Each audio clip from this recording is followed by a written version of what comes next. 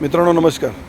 आजचा जो व्हिडिओ आहे ना, तो ज्यांच्याकडे गाड्या आहेत ना त्यांच्यासाठी, मग तो 4 व्हीलर असतील, 2 व्हीलर असेल किंवा 3 व्हीलर रिक्षा असेल.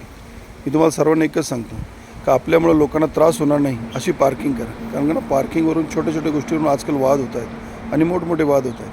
त्याच्यातून काही निष्पन्न तर काय होत नाही. 10-15 मिनटं आम्ही भांडतो आणि परत निघून जातो आणि दिवसभर टेन्शन ठेवतो. हा असा बोलला, तो तसा बोलला. त्याच्यापेक्षा कुठं ना कुठं तरी प्रत्येकाने विचार करायची गरज आहे.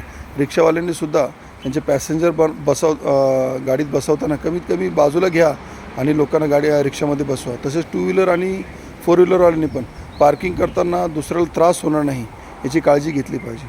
दुसरी गोष्ट, जर स्थानिक माणूस असेल, लोकल असेल, तर तो गाडी कुठेही मधीच थांबवतो आणि एखाद्याशी गप्पा मारत बसतो. आपण जर त्याला बोललो, दादा पुढं घे ना गाडी, तर तो ऐकत नाही, उद्धट बोलतो.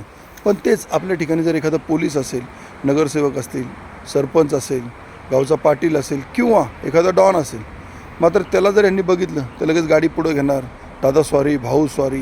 ही परिस्थिती का? मग एका संघ एक आणि दुसऱ्या संघ दुसरं का? मग त्यांनाही तसंच दम द्या. त्यांनाही सांगा का नाही बाबा, नाही गाडी काढत, थांब जरा 2 मिनटं. तिथं नाही बोलत ना, तिथं लगेच पुढं गाडी घेता, लगेच सॉरी वेरी बोलून मोकळता. सर्वांशी प्रेमानेच वागा ना, काय हरकत आहे? जर सगळ्यांशी प्रेमाने वागलं तर काय फरक पडणार आहे? कमीपणा होणार आहे? पण लोकांना आजकाल कमीपणा वाटतो.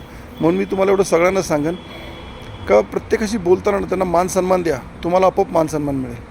काय होतं माहिती आहे का, आम्ही कुणाला मान सन्मान द्यायचा तर प्रयत्न करत नाही, मात्र स्वतःसाठी मान सन्मानाची अपेक्षा ठेवतो. तसं होणार नाही. बदल हा निसर्गाचा नियम आहे आणि तो आपल्यापासूनच सुरुवात केली पाहिजे. आपल्यापासून जर आपण आपल्यात बदल केला तर समाजामध्ये नक्कीच बदल घडेल. बघा, माझा विचार तुम्हाला पटतंय का?